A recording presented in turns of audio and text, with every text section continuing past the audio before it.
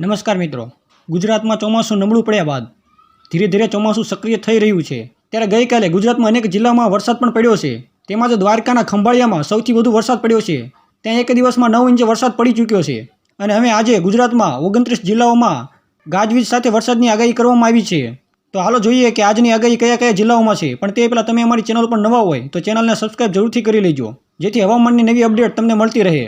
તો આજે તારીખ 17ના રોજ અમદાવાદ, અરવલ્લી, મહીસાગર, ગાંધીનગર, વલસાડ, ખેડા, આણંદ, પંચમહાલ, દાહોદ, નર્મદા, ડાંગ, વડોદરા, છોટાઉદેપુર, નવસારી, તાપી અને દમણ અને દાદરા નગર હવેલી, સૌરાષ્ટ્ર અને કચ્છ, મોરબી, સુરેન્દ્રનગર, બોટાદ, ભાવનગર, જૂનાગઢ, રાજકોટ, અમરેલી, ગીર સોમનાથ, સુરેન્દ્રનગર, મોરબી, જામનગર, દેવભૂમિ દ્વારકા અને પોરબંદર જિલ્લામાં છૂટાછવાયા સ્થળોએ ગાજવીજ સાથે હળવાથી મધ્યમ વરસાદની શક્યતા રહેલી છે.